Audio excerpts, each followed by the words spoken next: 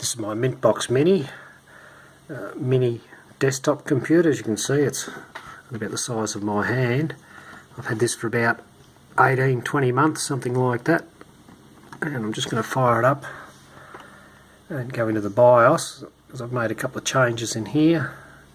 As well, I've also upgraded the memory from 4 gigs to 8, and the drive that's in there was 64 gig, and I've just changed that up to 120 gigs.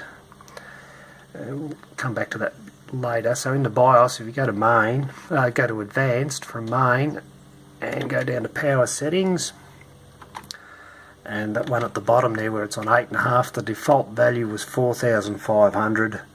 I wasn't happy with the performance at all at the default setting, and as soon as I discovered that, it's just a different machine. So that's one change I would certainly recommend making.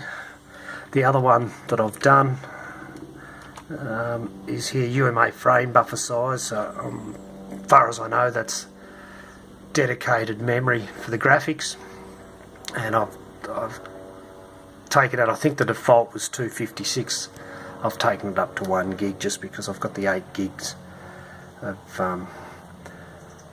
memory in there. So that's it for the changes to the system. I'll just restart it, and I'll just let it boot up. This is running Perl Linux version 4, Nico I think it's called. So we'll just it'll probably boot up in about 15 seconds or so, I guess. That's 5, 10, and there you go. That's 17 seconds there, 18 seconds. There was 3 main reasons I bought this. The first is because it's dead silent. There are no moving parts. I can't hear a thing when I turn it on, and that was probably the biggest thing for me, was just completely silent. The other one is the power consumption. That's an Intel i5 in there. That's a fairly new computer, but it still uses about 140 watts. And I've got an older one over yonder there. That's 8 or 10 years old, and that draws something like 170 watts. This thing only draws about 10 or 12 watts from memory. I've put one of those little power meter things you can get from the hardware store on there, and done some rough measurements and whatever with it, and that's what I've come up with. So very low power consumption, completely silent, and the other big draw card for me was the 5-year warranty. It ended up costing me, I'm in Australia, it actually ended up costing me a little over $500, it's $295 US for the unit itself. It was about 80 Australian dollars, I think, for delivery, which would obviously include insurance and the likes. And yeah, when I actually got the check out at PayPal, I think it was $503, so it was a little bit more pricey. I forgot to consider the $295 was US, so I sort of got stung a little bit there, but I still obviously went ahead with it, and I've been very happy with it ever since. In fact, I was that happy with it, I went out and bought another unit. This is a slightly lower spec one, and part of the idea of upgrading the memory and the hard drive out of this comes without memory and hard drive, so I put them into this slightly lower spec unit here, and that's normally out in my shed where I can have the internet and search for things while I'm tinkering out there. While I've got that there, so these have got USB 3, headphone microphone, some sort of micro SD slot there, not sure, never used it, a couple of USB 2s, so that's the actual front of the unit there, and this is the power switch over on the end. That's actually the only moving part I can find on it, is that just flexes when you press it. And again on the back you've got USB 2, HDMI, the power goes in there and it actually does a quarter of a turn and locks in so it doesn't fall out. Another USB 3, a couple of other specialist ports up there, don't know what they are, don't use them. Ethernet and another HDMI on the end there, and that's about it. And that's so this one here that we're looking at, the silver one, is a Fitlet B.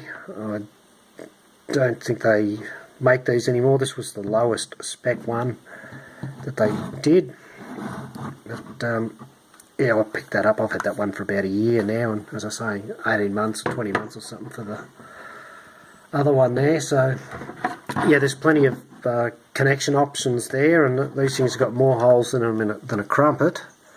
So the other units that are even higher spec have got some of them have got 3 or more Ethernet ports in them and that sort of stuff. So yeah, just jump on the website there if you want to know what's available there. And this is the cool little box that the MintBox came in. See, it looks like a bigger version of the machine itself. They've even done the screws on the bottom there. Pretty cool. And there's the box the silver one came in there. I'll just pull up some info on here. Alright, there's the system monitor. So you can see we've just fired it up. It's running about 600 odd megabytes, 660 megabytes there. The CPUs, there's the 4 of them, just ticking away, and yeah, it's the network on the bottom there. And let's drag that over there. We'll put there's the details in here. Details. So you can see there's the details of the system, Perl Linux version 4, and your 4 CPUs and whatever there.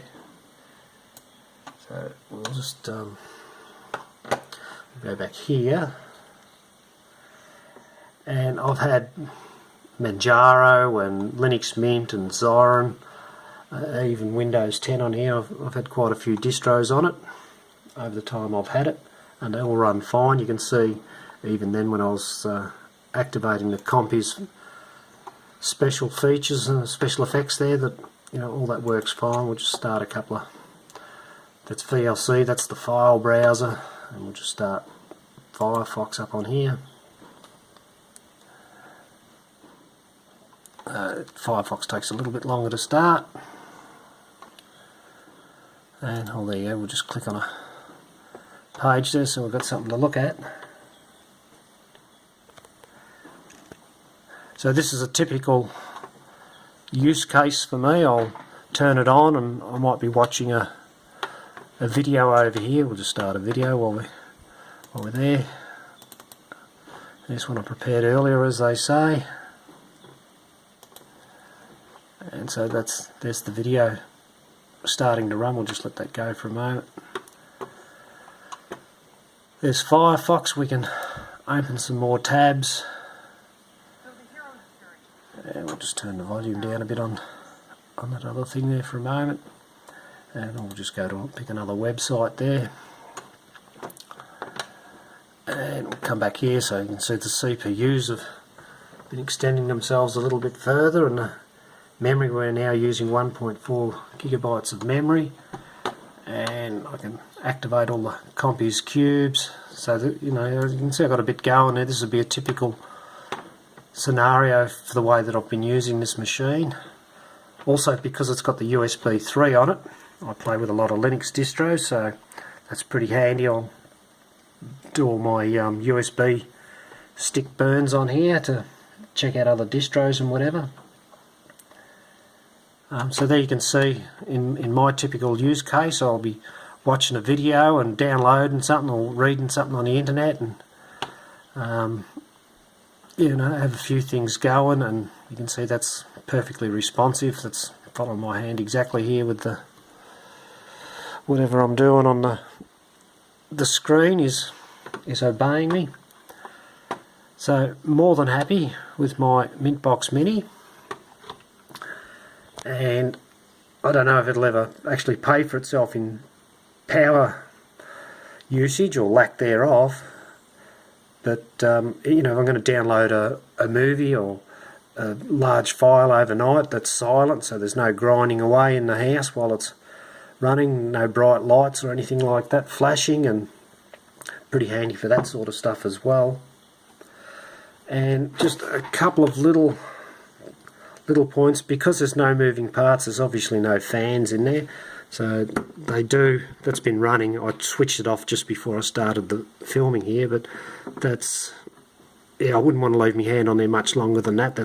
They do get fairly warm. It's probably where I am here. It's summer in Australia, and it's probably 27 degrees Celsius, something like that outside at the moment. So it's a fairly warm day. So the heat's one thing to consider. Even, you know, the bench will get warm underneath there, but I've left this thing running for, you know, 24 hours or more. Obviously the house hasn't burnt down or anything like that, so they just get hot because they're passive. That's what they do. Sometimes if you're going to push a USB stick in now, don't have one here, but obviously the machine's not very heavy, so you sort of need, you know, one hand to support the machine while you push it in. So you know, you might have to put your beer down or something while you do that. And you can get what they call them, Visa mounts or whatever. You can actually, I think that's what those screw holes are on the bottom there. Those 4 screws in the corner, they actually dismantle the box, so you can, you know, change RAM and whatever. So you can get these Visa mounts, and you can actually, you know, mount that around the back or something. They also make a remote switch. So I think a little wire comes out there somewhere, and you can, you know, so you could mount that on the back of your monitor and just have the little switch, you know, like I've done up the top there with my USB cordless dongle thing for the keyboard and mouse there. You could, you know, mount the switch somewhere else that's convenient, I guess. And the only other thing is, I do find it a little bit difficult to tell whether it's running if I've turned the monitor off. That's, to me, that, I don't know what it's going to look like on the video, that sort of looks yellowish at the moment, but it's technically it's green. It sort of goes a yellowy colour when it's off. So sometimes it can be a little bit difficult to tell whether it's actually on or not if the monitor's not on. If you come over and put your hand on it, you'll work out pretty quick whether it's running or not though. So there's sort of the only couple of little niggles, I guess, or things you might want to consider. Other than that, I've been very happy with it. That's my daily driver. I use it all day, every day, and I'll only put the big machine on there if I want to do some more serious stuff and gaming and all that sort of thing. Other than that, just checking my email, browsing the web, and watching a video, that sort of thing. I'll just go back to this video here for a moment. Maybe we leave that over here. Just go full screen on that, and I've turned the main volume down. Let's turn the volume up a moment. So that's just a TED Talk or something. You can see that's on a 40-inch TV there, and I've watched, I couldn't even count the amount of movies and YouTube videos and whatever I've watched on there coming out of that little green box, and no problems at all. Not super fast, which you probably noticed in some of the bits of the demonstration earlier, but